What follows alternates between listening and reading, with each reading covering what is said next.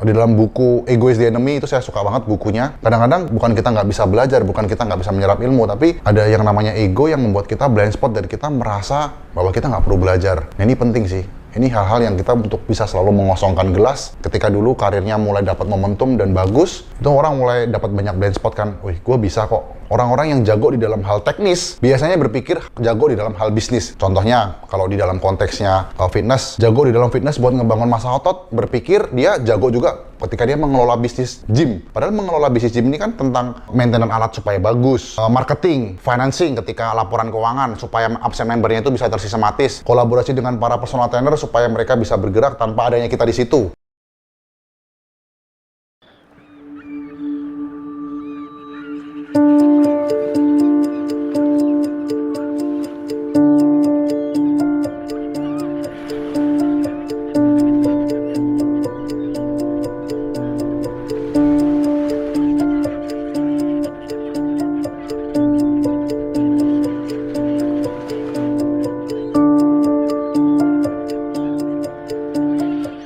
Nama saya Christian Diki, saya founder dari Evolene, usia saya sekarang 30 tahun, udah punya 3 anak. Awalnya saya ngebangun Evolene itu dimulai tahun 2010, saya lulus SMA 2009, kebetulan saya dulu berangkat dari backgroundnya seorang atlet, tapi saya nggak pernah juara. Saya bersyukur dulu saya nggak pernah juara pertandingan sepatu roda, karena disitulah saya akhirnya mulai memberanikan diri untuk coba buat usaha. Saya merantau ke Tanjung Pinang, Pulau Bintan di sebelah Batam. Saya nggak percaya diri sih. Teman-teman sering bilang saya kurus, tinggi saya 175 cm, berat badan saya waktu itu cuma 58 kilo. Nge-gym, dan di gym itu akhirnya saya kenal gimana caranya untuk bisa nambah berat badan itu butuh kebutuhan protein. Kebutuhan protein buat nambah berat badan ini nggak sedikit. Mulai pelajarin dan bisa dibantu dengan pentingnya suplemen. Berangkat dari pentingnya suplemen, saya juga jualan buat nambah penghasilan saya, buat tambahan income. Dan akhirnya saya jadi jualan ke teman-teman gym dulu. Awalnya sih seperti itu dulunya. Karena saya tinggal di Bintan, dekat dengan Singapura. Istri saya itu kerja jadi waiters di Singapura. Jadi waitersnya ini ilegal, jadi nggak ada green card. Weekend dia pulang, weekdays dia berangkat ke Singapura. Nah, waktu pas weekdays itu, saya titipin dia. Karena saya ngeliat gap harga suplemen fitness di kala itu ya, 2012. Harganya itu masih cukup tinggi. Jadi saya masih bisa dapat margin buat dibawa. Jadi hand carry, suplemen, beberapa botol, saya jual dengan margin yang cukup oke. Dari teman-teman gym, saya mulai hubungin orang-orang yang ada di Kaskus. Buat saya tawarin jualan, dan mereka tertarik karena gap harga dan supply demand sih pasti. Gap harganya tinggi, saya bisa kasih harga murah, dan supply demand. Tapi kan pada saat itu saya nggak punya modal. Saya minta mereka buat pre-order full payment. Karena supply demand, supply-nya sedikit, importernya belum banyak, tapi barang itu industri fitness pada saat 2012-2013 itu lagi naik, lagi tinggi-tingginya gitu.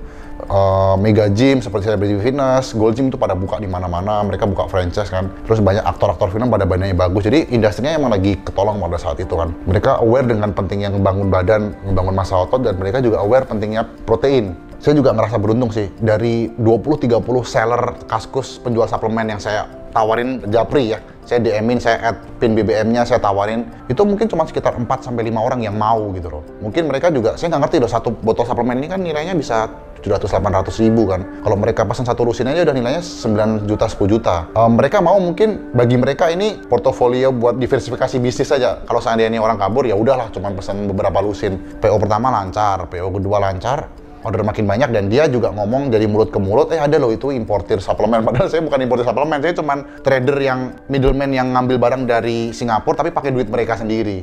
Tapi gap harga ini yang jadi margin saya buat ngambil keuntungan. Dan dari 4 orang, 5 orang ini ordernya dari skala 10-20 juta sampai ke ratusan juta, karena mereka punya kapasitas ya. Ya tapi itu kelemahan saya. Saya berbeda dengan importir-importir besar pada saat itu. Importir suplemen itu punya cash buat ngimpor barang dari Kanada dan Amerika yang harganya udah pasti lebih murah kan.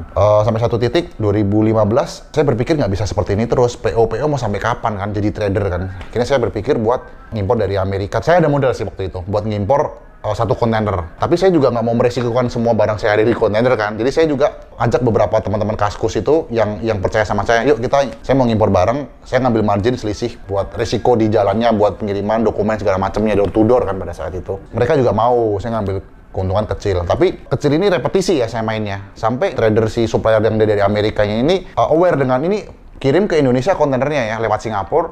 Nggak tahu antah berantah sampai bisa kirim 2, 3, 4 kontainer gitu. Siapa sih penasaran? Akhirnya dia lagi mau liburan ke Indonesia, dia kontak saya. Ketemu di Bali jadi teman, ngobrol kita 3 hari. Saya nginep sama dia bareng satu villa, dia ajak istrinya, saya juga ajak istri saya. Jadi udah bukan cuman bisnis partner tapi sebagai friendship kan. Dia juga udah trust, dia kasih waktu itu.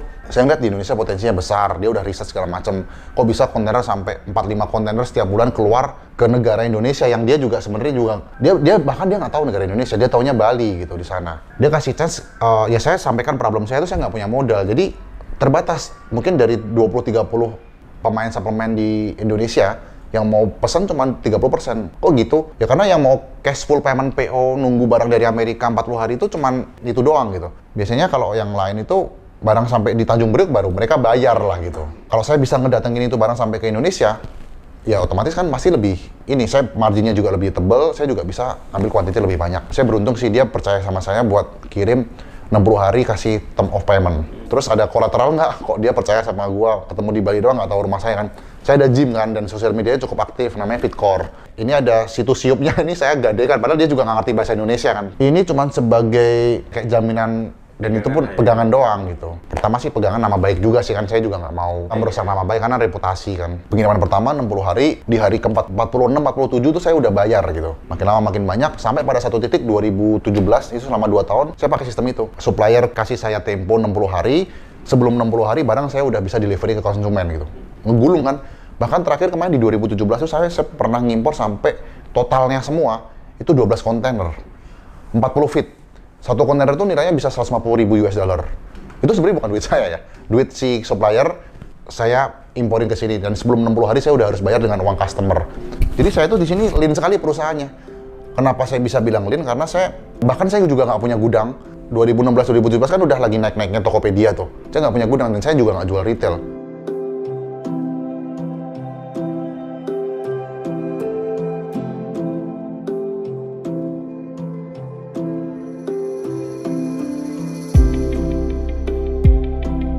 Pada satu titik, barang saya ketahan.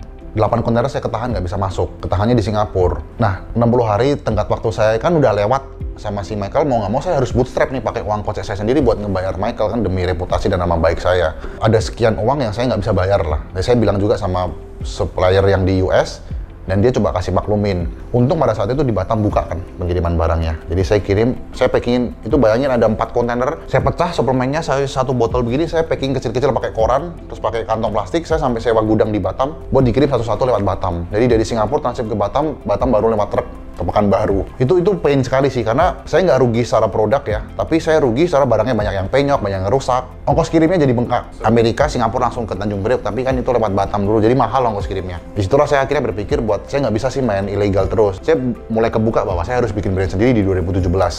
2018 mulai develop BPOM dan legalitas halal MUI-nya. 2019 kita launching di bulan Januari tanggal 16. Pertama kali launching Evolene. Kalau secara quality itu kita juga nggak kalah dengan impor. Kita nggak bisa secara brand itu mengucapkan produk kita berkualitas, tapi kalau nggak ada third party yang memvalidasi gitu. Third party ini apa? Itu ada Saraswanti. Saraswanti itu adalah lembaga laboratorium uji kandungan nutrisi satu-satunya di Indonesia yang diakui sama BPOM. Nah, di setiap batch produksi itu kita selalu uji lab kan di Saraswanti, setiap batch produksi. Jadi satu batch produksi itu kan ada kan, e-commerce misalkan masuk, sebelum kita distribusikan ke konsumen, kita karantina dulu. Kita uji labkan dulu ke Saraswanti.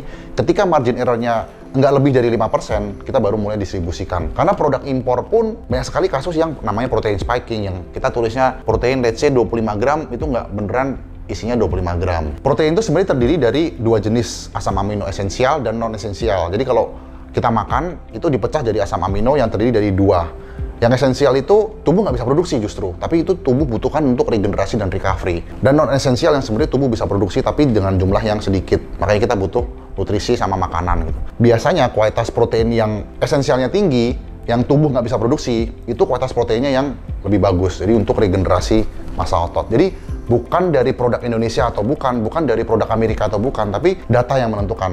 Hasil uji labnya sesuai apa enggak, sama kandungan esensialnya tinggi atau tidak. Jadi kalau produk kita kan high essential amino acid. Dari manapun negaranya, kalau esensial amino acid, mau negara India, Cina, Indonesia, Meksiko, kalau esensial dan kandungannya sesuai dengan label, ya pasti itu produknya bisa dikatakan berkualitas.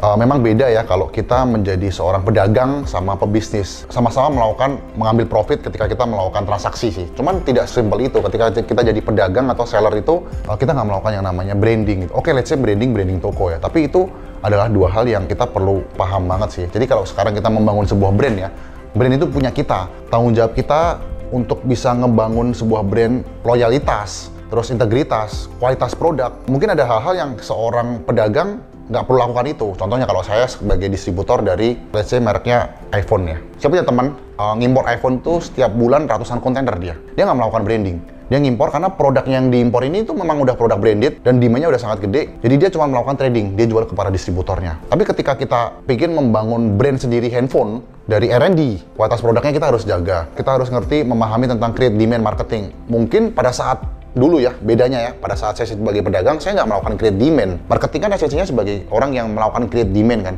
Saya nggak create demand karena emang barang suplemen yang saya impor dari Amerika dan dari Singapura itu bawa ke Indonesia udah banyak demand-nya. Saya cuma tinggal lempar doang. Nah itu hal yang membedakan. Ketika kita membangun bisnis, harus ada tim research dan develop-nya, harus ada tim marketing yang nge-create demand-nya, building brand.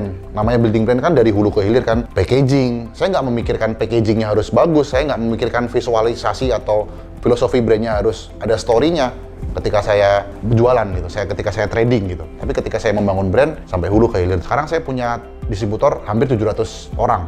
Yang ketika produk ini price war di lapangan, saya pasti juga brandnya nggak akan sustain dan agen-agen saya juga nggak akan loyal dengan brand kita kan. Saya harus ngejagain nih supaya harganya Evolin tuh dari Aceh sampai ke Timika Papua itu harganya semua sama seragam. Jadi nggak terjadi price war supaya mereka tetap loyal dengan peluang usaha yang kita bangun. Kuncinya di mana? Kuncinya di tim. Kita kan sebagai entrepreneur, mungkin kita nggak jago di marketing, kita nggak jago di finance, kita nggak jago di R&D, tapi kita harus jago secara leadership buat ngumpulin pasal-pasalnya supaya bisa kolaborasi buat ngedapetin visi dari perusahaannya itu. Kuncinya di tim sih. Kemampuan kita negotiation, kemampuan kita membuat supaya tim bisa sevisi dengan perusahaan gitu.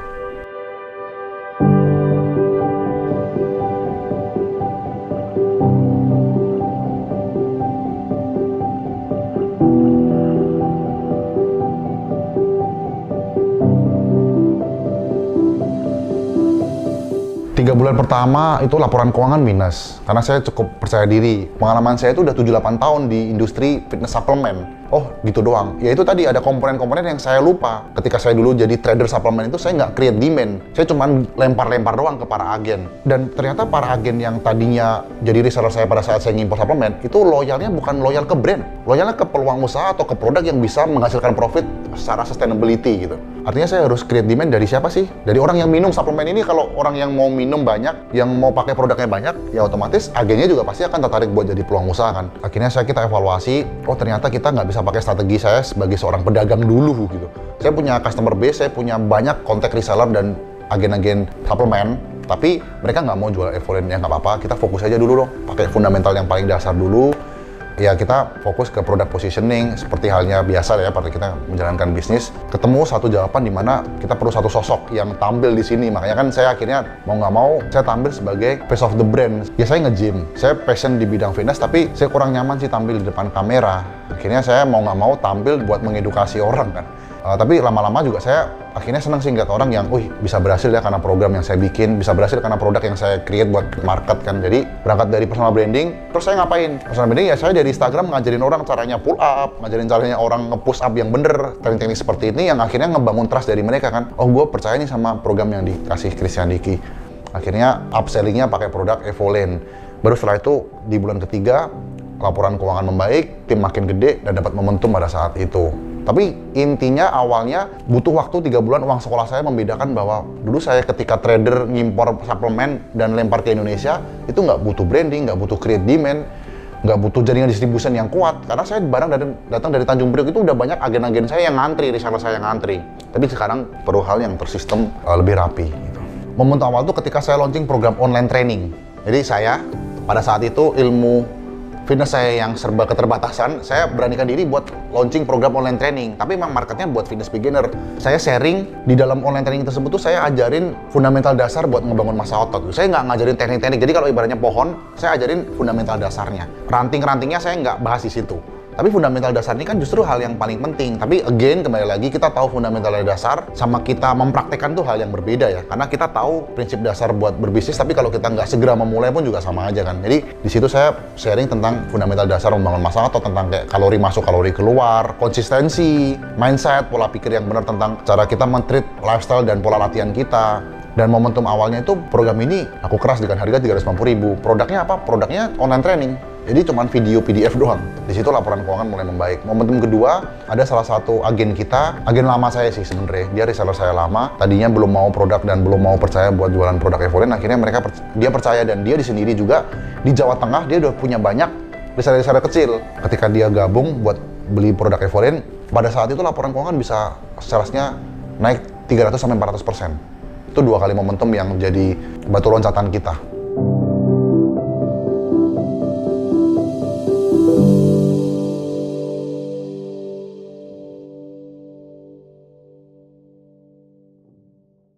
Saya berangkat dari empati. Pertama, saya ada di posisi di mana saya juga ada di posisi mereka, yang saya juga packing barang sendiri. Saya juga ngerasain ketika saya ngimpor suplemen dan perang harga di market. Saya ngimpor modalnya 500.000 dan di market ternyata ekspektasinya bisa profit 20%, ternyata di market dijual 500.000 juga. Saya paham sekali problem ketika ngimpor suplemen, barang itu tersendat karena lampu merah. Jadi stok supply nggak stabil. Price war, harga di market lebih murah daripada harga modal kita pada saat kita ngimpor. Terakhir demand ya. Jadi 3 hal ini tuh yang jadi pain problem saya ketika saya dulu jadi pedagang suplemen. Bahkan kita tetapkan harga khusus untuk Sumatera Jawa, khusus untuk Kalimantan, dan khusus untuk Sulawesi dan Papua. Tujuannya supaya apa? Supaya profit mereka tuh, net profit margin mereka tuh terjaga. Karena mereka gimana bisa ngebayar OPEX mereka, gaji karyawan dan sewa tempat dan listrik wifi, kalau profitnya itu kadang-kadang bisa 10%, bisa 5%, dan kadang bisa rugi gitu. Jadi saya pengen ngejaga supaya profit mereka, para agen ini terjaga, nggak perang harga, dan demand-nya juga ada terus. Creating demand itu kan sebenarnya adalah tanggung jawab kita sebagai pemilik brand. Ibaratnya kalau brand-brand konvensional, misalkan kalau ya tahu Unilever ada Buah Vita, mereka juga melakukan advertising di TV. Itu kan bagian dari create demand. Tapi apakah para distributornya, warung-warung atau Alfamart, Modern Trade yang ada di seluruh Indonesia itu cuma nunggu bola sebagai stokis? Seharusnya enggak. Jadi kalau bisa dibilang dari 700 distributor saya itu bisa dibilang ada paretonya, Mas. Mungkin cuma 20 atau 15% doang yang perform. Ya siapa aja yang perform adalah orang-orang yang nggak cuma pasif nungguin iklan dari kita gitu. Mereka juga ikut meng-create demand. Ketika kita edukasi lewat pusat pentingnya nutrisi, pentingnya protein, kita kolaborasi dengan campaign marketing, dengan influencer. Tapi kalau agen-agennya juga cuma nunggu pasif dan ya harapannya bisa cat masuk dari kita, ya itu nggak akan gede. Rata-rata yang 15% dari hukum Pareto tadi, agen-agen yang menyumbangkan 80% dari total kesekian omset itu adalah agen-agen yang ikut aktif juga sebagai perpanjangan tangan kita juga. Mereka juga offer juga, mereka juga kerjasama dengan gym-gym di sekitarnya, mereka juga kerjasama dengan PT-PT atau personal trainer yang ada di daerah mereka. Baru disitulah akhirnya kolaborasi antara create demand dari pusat dan perpanjangan dari create demand mereka ke orang-orang terdekatnya atau reseller-reseller terdekatnya.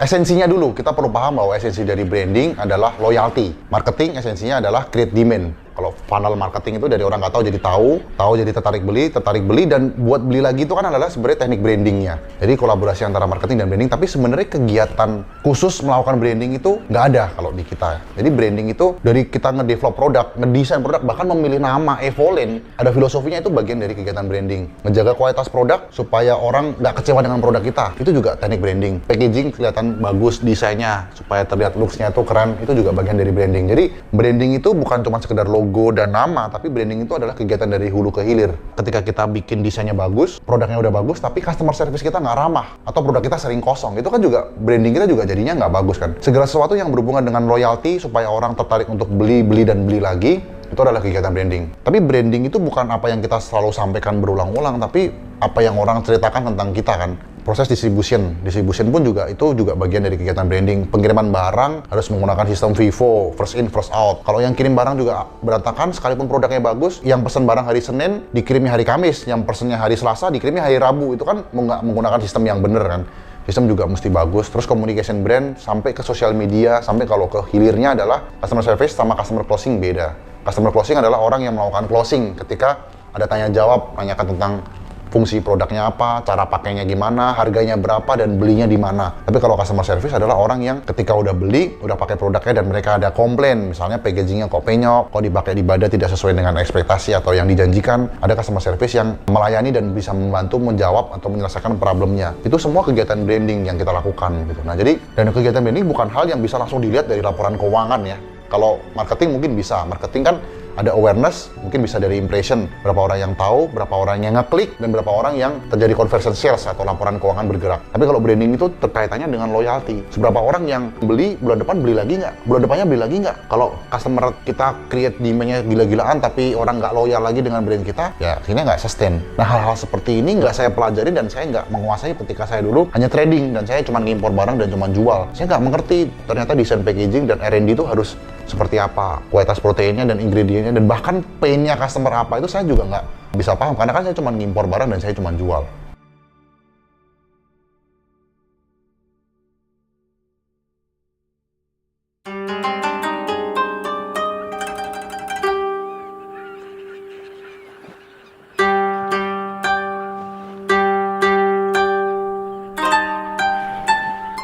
Rasio pengelolaan budget setiap brand, setiap industri, dan setiap produk itu sebenarnya beda. Kalau kita ngomong di Evolent, ada angkanya. Cuman sebenarnya gini, mungkin budget marketing, ada budget branding, budget COGS, itu juga berbeda. Contoh ya, kalau sekarang saya juga ada berbisnis daging, startup. Produk ini tuh net profit marginnya cuma 8%. Yang dimana ada budget marketing, angkanya di sana cuma 3,5%. Karena COGS-nya kan juga udah mahal, dan dimana daging ini adalah sebuah komoditas kan.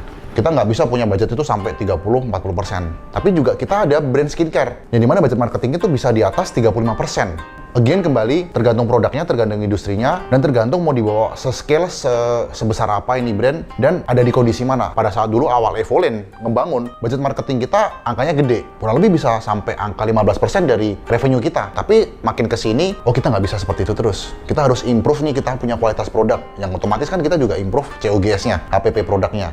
Itu untuk rasionya. Terus OPEX juga ada lagi. OPEX ketika saya dulu membangun Evolent yang agennya baru 20 sama sekarang yang agennya udah 700, OPEX-nya juga udah pasti beda. Tim yang mengelola beda. Tim sosial medianya yang buat meng-create demand dan mengedukasi juga beda. Tim untuk memanage customer untuk bisa tetap loyal dengan kita, customer service-nya juga itu pasti skalanya beda kan. Jadi berapa rasionya itu tergantung kondisi di mana perusahaan kita sekarang saat ini. Tapi kalau untuk gambaran tergantung net profit marginnya juga sih, dan tergantung harga market. Tapi biasanya saya fundamental dasarnya saya biasa lakukan seperti ini mas. Saya mau launching satu, let's say mau air mineral. Saya lihat ada namanya market price. 5 top 5 market leader di Indonesia air mineral yang saya akan head to head dengan mereka. Ada yang harga 3.000, 3.300, 2.800, tapi di situ ada harga averaging price-nya. Nah, cara menentukan averaging price itu kok apa berhubungan dengan budget? Oh, jelas berhubungan sekali. Kalau kita nggak tahu harga revenue kita nanti kita berapa jual, kita nggak akan tahu dong net profit margin kita. Dan kita juga nggak akan tahu berapa alokasi budget buat marketing, COGS, branding, dan segala macam buat OPEX-nya. Saya tentukan dari plafon paling atasnya dulu, market price-nya berapa, terus habis itu keduanya baru COGS-nya. Nah, COGS-nya ini kan ada selisih gap nih, harga jual kita retail berdasarkan market price sama harga COGS-nya. Kalau di breakdown lebih dalam lagi, harga menentukan market price juga beda, banyak sekali tekniknya. Contoh teknik yang paling saya selalu gampang itu adalah 3. Produknya lebih bagus, harganya sama. Produknya sama, harganya lebih murah. Atau hal yang paling tidak realistis, produknya lebih bagus tapi harganya lebih murah, tapi ini berat. Saya cenderung memilih untuk yang pertama atau yang kedua. Produknya lebih bagus, harganya sama, atau produknya lebih murah, harganya sama. Nah itu saya pilih salah satu. Setelah ketemu harga market price yang akan kita tentukan untuk harga jual retailnya, baru tentukan harga untuk agen. Agen tergantung mau dibikin berapa tier. Baru setelah itu COGS. Nah, harga COGS ini akan menghasilkan profit dengan harga jual yang akan kita tentukan kan.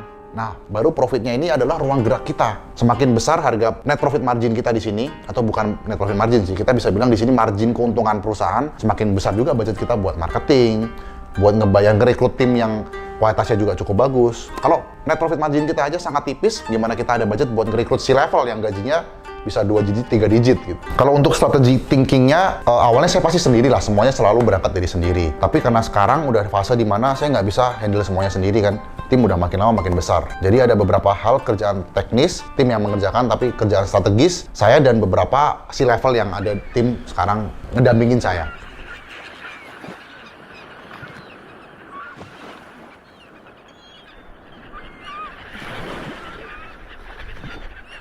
Bisnis itu kan sebenarnya transaksi jual beli kan, di apapun industrinya lah ya. Tapi ada hal-hal yang tidak semudah transaksi jual beli doang. Contohnya kalau saya, karena udah 8 tahun saya di industri fitness suplemen, jadi saya cukup paham tentang kompetitor, tentang pergerakan market, tentang kebutuhan demand market yang ada di bawah, bahkan tentang sampai ke jaringan distribusi, sampai ke cara kita mendistribusikan produk, sampai ke ekspedisinya apa, mereknya apapun saya tahu. Kalau mau kirim ke Kalimantan apa yang murah, apa yang murah ke Jayapura, dan apa yang ke Jawa. Karena saya udah bergerak lama di bidang fitness suplemen. Tapi ketika saya membahas daging, pengiriman barangnya beda, karena mereka harus pakai pengiriman barang yang beku.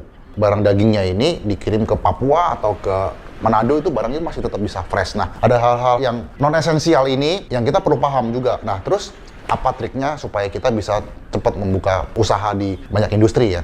Kalau saya sendiri, saya memiliki paham di mana entah sayanya sendiri yang belum nyampe kapasitasnya atau saya sendiri yang memang intuisinya ngarah ke situ. Saya lebih pilih punya satu brand yang benar-benar besar ketimbang saya punya 10 brand tapi so-so semua gitu. Karena develop satu brand sama 2 brand sama 10 brand kan sebenarnya sama aja. Develop tim, habis itu udah dilepas. Tidak segampang itu. Kalau kita mau benar-benar jadi market leader dan jadi perusahaan 7 generasi yang punya valuasinya yang angkanya cukup besar, itu nggak segampang kita mau bikin brand, ngurus haki, ngedevelop timnya, habis itu lepas autopilot. Tidak semudah itu sih. Jadi apa sih esensinya? Ada beberapa formula sih ya. Mungkin saya bisa share. Yang pertama adalah faktor dari founder. Penting, ketika saya mau masuk ke dalam satu industri, saya pastikan saya punya founder yang ngerti di industri tersebut. Kayak contohnya fitness suplemen, kebetulan saya sendiri foundernya. Saya udah pengalaman 8 tahun. Itu mungkin menjadi faktor X yang tidak dimiliki kompetitor. Kedua, ketika saya masuk ke industri properti, saya juga ada founder kan.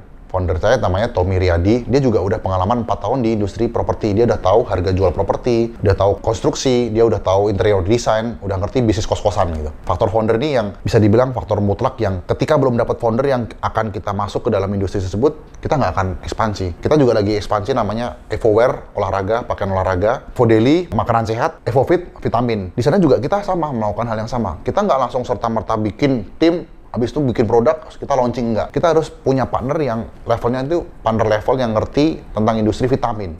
Sebelum ini orang dapat kompetensi checklist yang kita capai, kita nggak akan berani launching. Jadi founder ini faktor yang sangat penting. Ada hal-hal yang cuman tidak sekedar jual beli, tapi ada hal-hal yang kita nggak tahu. Vitamin contohnya ya, hanya dengan sekali telepon, partner saya ini, kita bisa punya jaringan distribusi di semua Century di Indonesia. Itu kan pengalaman yang kita nggak bisa beli dengan baca buku, atau itu kan pengalaman jam terbang dia bertahun-tahun gitu. Terus faktor yang kedua, kolaborasi juga ya pastinya. Saya sendiri juga di PT AIMI, itu nggak sendiri, saya ada 5 orang, saya salah satunya, saya pegang di branding kalau di PT AIMI. Kalau peluang udah pasti selalu ada, mau industri otomotif, skincare, sekarang yang lagi bagus, elektronik, F&B, tapi kita punya kapasitas nggak buat ngambil peluang tersebut? Karena berdasarkan pengalaman kita juga, Evolane, Flimty, Cozy, itu tuh bisnis yang mungkin bisa dibilang cukup dapat momentum. Tapi banyak juga bisnis kita yang gugur juga di tengah jalan. Itu salah satunya faktor karena nggak ada foundernya yang benar-benar paham dengan industrinya. Nggak mungkin kita sekarang jualan industrinya otomotif kalau kita nggak ngerti tentang peta kompetitor, atau market demand, atau distribution channel di bagian otomotif gitu. Jadi kita lebih memilih untuk tidak ngambil peluang di industri tersebut sekalipun market size-nya besar. Ketika udah ada founder baru kita berani buat expand.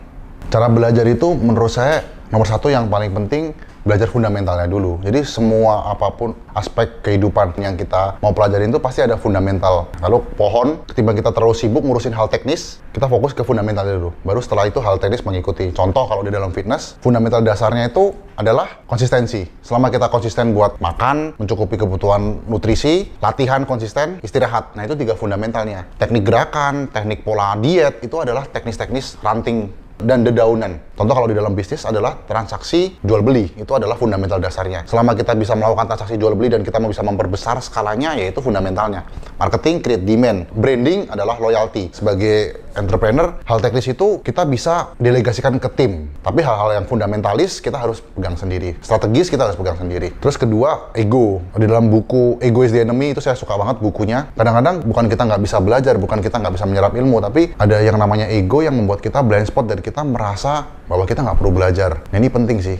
Ini hal-hal yang kita untuk bisa selalu mengosongkan gelas. Ketika dulu karirnya mulai dapat momentum dan bagus, itu orang mulai dapat banyak blind spot kan. Wih, gue bisa kok. Orang-orang yang jago di dalam hal teknis biasanya berpikir jago di dalam hal bisnis. Contohnya, kalau di dalam konteksnya fitness, jago di dalam fitness buat ngebangun massa otot, berpikir dia jago juga ketika dia mengelola bisnis gym. Padahal mengelola bisnis gym ini kan tentang maintenance alat supaya bagus, marketing, financing ketika laporan keuangan supaya absen membernya itu bisa tersistematis, kolaborasi dengan para personal trainer supaya mereka bisa bergerak tanpa adanya kita di situ. Itu kan sistem entrepreneur. Tapi ketika kita fitness, atau hal teknis itu kan nutrisi, makanan, hal-hal yang berhubungan dengan pembentukan massa otot. Kalau di konteksnya zaman sekarang misalkan videographer, kita jago ngambil video, kita jago syuting, kita jago sinematografi. Tapi apakah kita ketika membangun sebuah agensi video, kita berhubungan dengan klien, kita negosiasi, kita harus berhubungan dengan R&D juga. Banyak hal yang kita nggak paham. Jadi ego sih sebenarnya. Ketika kita mau belajar, kita harus bisa mengosongkan gelas untuk paham bahwa oh kita jago di teknis, belum tentu kita ngerti sebagai generalis. Disitulah akhirnya kemauan buat kita selalu belajar dan selalu improve ada terus.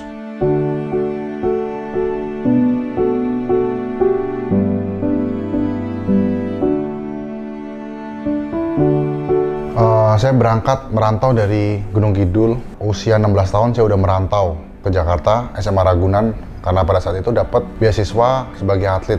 Saya punya harapan besar lah ya, anak kampung dapat beasiswa di Jakarta, harapannya bisa berprestasi di sini. Cuman beberapa kondisi saya udah cukup keras latihannya, di lapangan ada yang lebih jago daripada saya. Karena kan atlet ini banyak faktor, jadi nggak cuma bakat, nggak cuma makanan, tapi ada beberapa faktor yang saya nggak bisa pegang gitu. Di sepatu roda, saya udah makan bagus, ada yang lebih bagus lagi nutrisinya daripada kita. Ketika saya mau tanding, mentality saya juga kurang bagus ya. Saya cukup banyak grogi ketika mau berkompetisi, jadi hasil latihan selama ini juga kurang oke. Nah, kejuaraan nasional itu sebenarnya nggak ada rewardnya, nggak ada cashnya. Karena kalau di segitiga piramida hierarchy of needs itu, untuk bisa berprestasi di piramida yang ketiga, self-esteem, kita tuh perlu bisa, kebutuhan psikologis kita harus bisa dipenuhi dulu. Kebutuhan fisiologis, makan harus cukup, gaji mesti cukup, baru kita akhirnya bisa masuk ke tahap berikutnya, yaitu tempat tinggal harus proper, beberapa gaji harus dirapel, gaji selama 4 bulan gitu.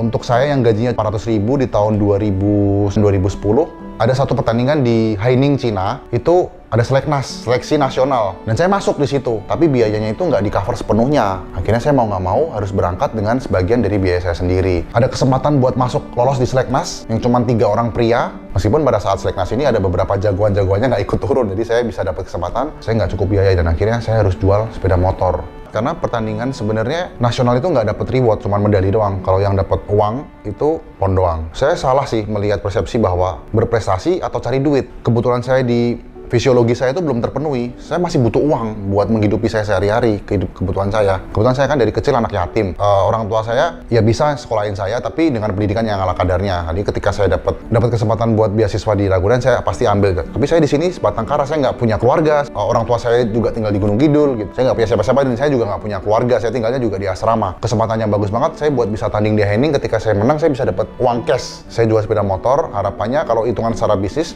motor ini sebagai COG saya. Pesawat ditanggung, tapi hotelnya dan biaya makan di sana sama biaya pertandingan itu harus bayar sendiri. Tapi saya kalah. Saya juara 17. Udah nggak punya sepeda motor, masih ada sepeda. Tapi nggak lama jaraknya, di bulan November saya berhenti gantung sepatu. Saya berhenti dari sepatu roda karena saya kenal sama satu wanita dari Facebook. Terus ketemu, saya ada uang sebagian, habis gajian saya pakai buat ke Batam, ketemu sama dia. Kebetulan wanita ini udah pernah nikah sebelumnya. Punya 3 anak, usianya dia 24 tahun, waktu itu saya 19 tahun, beda 5 tahun lebih tua. Temennya dari cewek saya ini tuh kasihan ngeliat single parent, udah pernah cerai sama suaminya, terus punya 3 anak kan. Jadi ada satu kedai kopi, udah lu buka aja kalau lu bisa buka dan lu bisa kelola. Tapi dia nggak bisa kelola sendiri. Sebagai atlet juga gajinya juga nggak cukup buat biaya hidup sehari-hari. Kenapa kamu nggak pindah aja ke Tanjung Pinang buat sama-sama bareng buka kedai kopi? Nggak ada background pendidikan F&B. Buat hidup sehari-hari cukup, tapi ketika anak saya tadi mau sekolah, kita harus double job. Jadi istri saya ke Singapura buat kerja ilegal tadi sebagai waiters, double job buat menghidupi keluarga gitu. Nah, sampai akhirnya di situ kita dapat momentum ketika kita jualan suplemen fitness, bisa bawa pulang. Sampai pada satu titik orderan makin banyak, kita kirim pakai kapal. Nah, kapalnya itu kita nggak tahu kapalnya kapal ilegal. Karena kan saya cuman tanya ke teman-teman gym, lu ada kenalan nggak pengiriman barang, jasa pengiriman barang dari Singapura ke Tanjung Pinang? Yang paling murah saya pastikan. Saya nggak tahu bahwa kapal yang dipakai itu KM Mona Lisa 88, saya masih ingat. Kapal yang seharusnya dipakai buat ekspor ikan. Dari Tanjung Pinang, hasil lautnya diekspor ke Singapura dan Malaysia. Pulangnya ini kapal ini kosong. Saya pakai dibuka sama pemilik kapalnya, jasa pengiriman barang yang sebenarnya ilegal. Batch pertama, orderan dari PO customer yang ada di Jakarta, yang saya kontak-kontakin lewat Kaskus tadi. Uang mereka, bukan uang saya, karena saya ngimpor waktu itu 26.000 Singapura dolar. Singapura dolar masih 7.000, saya masih ingat. Plus ada lagi, batch kedua gabung satu kapal, itu 30.000, jadi totalnya 50 ribuan Singapura dolar, sekitar 300-an juta. Pas waktu di sini, satu kapal dengan Harley Davidson selundupan. Katanya udah diincar dari lama, jadi ketangkep, ya barangnya disita sama bea cukai. Setelah itu saya paham, oh ternyata selama ini saya ngimpornya itu nggak pakai dokumen ya, baru saya akhirnya pelan-pelan belajar. Tapi di situ fase dimana uang orang 300 juta lebih, saya nggak bisa bayar. Itu titik terendah sih. Saya hampir ngalamin kondisi di mana pengen bunuh diri itu. Nggak bisa bayar, kondisi ekonomi juga pas-pasan, baru dapat harapan kan. Kian lama selama 20 tahun hidup susah, membuka usaha bagus nih. Untungnya cukup gede loh. Satu botol suplemen itu saya bisa untung 200.000. Sekali bawa isi saya tenteng hand carry itu bisa bawa 60 botol, 70 botol gitu. Lumayan kan. Kirim kapal juga, hitungan ongkos kirimnya masuk dan profit juga. Profit belasan juta. Umur 20 tahun nggak pernah pegang uang sebanyak itu. Itu totalnya ada 4 orang yang saya masih respect sekali sih. Salah satunya sekarang juga masih jadi agen saya. 4 orang ini duitnya nyangkut. Saya nggak bisa bayar. Saya juga nggak ada duit, cuman pedagang kopi doang kan. Udah down banget. 1 minggu pemilik kapalnya bilang lagi diurus. Minggu depan lagi diurus. Tapi udah masuk berita kayak Mona Lisa 89 ketangkep. Udah masuk berita itu, teman-teman saya bilang, orang-orang kapal tuh bilang udah berat, mau dilolosin lagi, mau diurus udah nggak mungkin bisa. Paling yang bisa diselamatin cuma kapalnya doang. Nahkoda kapalnya pun juga ditahan sama bea cukai kan. Saya udah tentukan deadline, saya udah sempat mau bunuh diri. Jadi akhirnya istri saya pasti bilang, jangan kabur. Karena sebenarnya saya matiin nomor handphone pun saya nggak pernah ketemu sama orang-orang Kaskus sih. Saya bisa kabur nggak bisa. Cuman istri saya bilang, sekian tahun kita kan hidupnya pas-pasan aja. Dapat momentum bisa dapat uang ratusan juta cuma dari modal kepercayaan para agen, para orang-orang yang jualan di Kaskus. Artinya di sini ada industri yang bagus. Saya belum punya kemampuan buat memvalidasi apakah industri fitness bagus, kenapa kok demandnya banyak, kenapa kok harganya bisa murah dibandingkan Singapura dan Indonesia. Saya nggak ngerti. Cuman intinya ini ada kesempatan. Ya gimana ya, dihadapin aja. Saya telepon satu-satu, saya jelasin ke 4 orang itu, ya kondisinya seperti ini. Saya kirimin linknya itu. Terus gimana solusinya? Nggak ada salahnya juga buat menyalahkan kan. Barangnya sekarang juga di sana dan saya juga nggak ada uang buat balikin. Ada satu solusi, ada lewat pengiriman door to door namanya. Jadi bukan kirim barang ilegal atau selundup. Door to door itu masih semi abu-abu di gray area. Masih tulis dokumen, tapi dokumennya itu pajaknya nggak dibayarkan secara full. Door to door ini pun juga sebenarnya semi ilegal. Cuman ilegal di konteks pajaknya. Tapi dari pengiriman barangnya dia tetap ngurus dokumen. Kalau bisa kalian masih percaya buat beli sama saya lewat door to door, saya masih bisa kirim. Seandainya ketangkap lagi gimana? Saya masih bisa urus bagian. Karena kan sebenarnya cuma pajaknya doang yang kita selundupin. Kalau secara jasa pengiriman dan dokumentasi legalitasnya itu kita urus sebenarnya. Mereka mau percaya karena mereka juga nggak ada pilihan. Daripada duit gua hangus di sana 300 juta, ya udah gua pesan lagi aja. Dan mereka mau percaya sama saya. Itu saya respect sekali sih sama mereka. Tapi keuntungannya 3 bulan saya bisa lunasin 300 juta. Artinya 1 bulan saya bisa cetak profit kurang lebih sekitar 100 jutaan kan. Nah sampai sekarang lah mereka ini berempat, 3 orangnya, bertiga ini mereka masih jadi agen suplemen dari Evolent.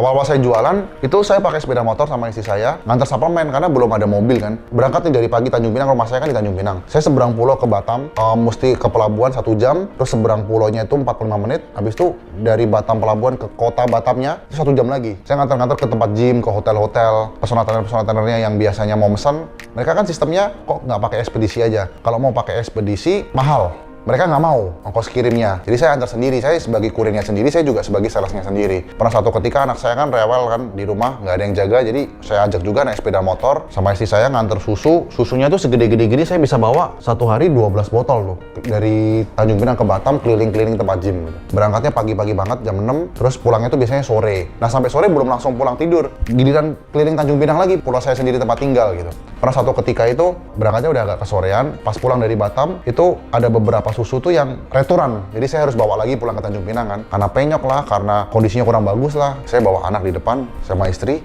masih bawa itu susu, terus hujan-hujan mas. Sampai akhirnya saya berhenti di satu tempat kayak pos kamling gitu ya. Istri saya ketemu sama temennya, karyawan sebuah bank gitu kan. Dia udah punya mobil dan udah punya keluarga kan. Dia kasihan sampai ngeliat, nah kamu kok naik sepeda motor sampai tinggal di sini. Bahkan dia aja nggak tahu kalau sesusah apa kondisi ekonomi kita pada saat itu. Terus, oh kasihan udah anaknya ikut masuk ke dalam mobil aja. Dari Batam ke pelabuhan seberang kapal, habis itu baru ke Tanjung Pinang itu hujan-hujan mas. Semenjak itu saya udah nggak pernah mau lagi bawa anak. Kasihan soalnya kan kalau hujan. Sampai sekarang pun anak saya masih inget itu. Nganter susu, naik sepeda motor, pagi berangkat, malam baru pulang. Iya. Tapi itu nggak lama prosesnya. Saya sekitar 2 bulan itu saya udah punya uang buat rekrut karyawan, buat jadi kurir menggantikan saya. Tapi seberapapun besar bisnis kita itu cuma angka aja ya sebenarnya di kertas. Tergantung kalau menurut saya ngelihatnya gimana besar kita bisa kasih impact ke orang lain. Dalam bisnis itu kan penting visi ya. Visi itu kan tujuan perusahaan atau purpose-nya atau alasan sih kenapa lo mau bikin perusahaan. Purpose itu selalu ada 2 sebenarnya. Yang selalu dibahas di konten sosial media tuh visi yang berhubungan dengan social impact. Sama ada satu lagi visi yang berhubungan dengan angka perusahaan. Let's say angka berapa, target revenue, atau target valuation. Nah itu biasanya jarang disebutkan di perusahaan. Cuman saya percaya bahwa itu 2 itu harus selalu jadi satu ya. Kalau kita cuma ngejar visi yang berhubungan dengan angka di perusahaan, akan jadi perusahaan yang egois, yang nggak pentingin karyawannya, yang nggak pentingin customernya, yang nggak pentingin orang-orang yang terlibat di dalam ekosistem bisnisnya. Dan kita bisa angkanya gede tapi nggak ada value-nya perusahaan itu. Tapi kalau kita cuman berhubungan dengan social impact, ya kita cuman berfokus membantu orang, memberikan impact, tapi perusahaan ini nggak bisa benar-benar gede. Jadi yang ideal gimana? Visi 2 ini harus ada. Visi mencapai satu titik, angka perusahaan yang kita targetkan sama seberapa besar impact yang bisa kita kasih di dalam ekosistem yang kita bangun. Yang saya bersyukur sekarang karena Evolent juga growing terus, kita bisa kasih impact ke agen-agen. Agen-agen tuh ketika mereka bilang, gue bisa nyekolahin anak gua sampai ke luar negeri, atau mereka bisa beli kontrak rumah buat sewa toko dan punya belasan karyawan, itu ada satu hal fulfill yang nggak bisa dibeli pakai uang ya pasti. Tapi kalau cuma mau mikirin itu doang, perusahaan nggak bisa growing kalau nggak ngelihat laporan keuangan dong. Harus dua hal ini harus seimbang. Value yang selalu saya pegang dari dulu sampai sekarang, satu, empati. Kemampuan kita memiliki emotional intelligence, merasakan hal yang dirasakan oleh orang lain. Ketika kita menjadi seorang leader, konteksnya seorang entrepreneur, kalau kita nggak punya empati, itu susah perusahaan kita akan bisa berkembang. Intelligence adalah kemampuan kita membaca data, menganalisa angka, mengambil keputusan, melakukan problem solving. Nah, kebalikan dari intelligence adalah EQ, emotional intelligence, atau empati itu tadi. Ketika kita cuma jago di angka, jago di data, tapi kita nggak memiliki kemampuan buat merasakan apa yang customer rasakan ketika menggunakan produk kita, ketika menggunakan service kita, agen, distributor, atau semua orang yang terlibat di dalam perusahaannya, bahkan sampai ke karyawan. Pengambilan keputusan itu membutuhkan kemampuan IQ dan EQ juga. Saya Christian Diki, saya founder dari Evolent.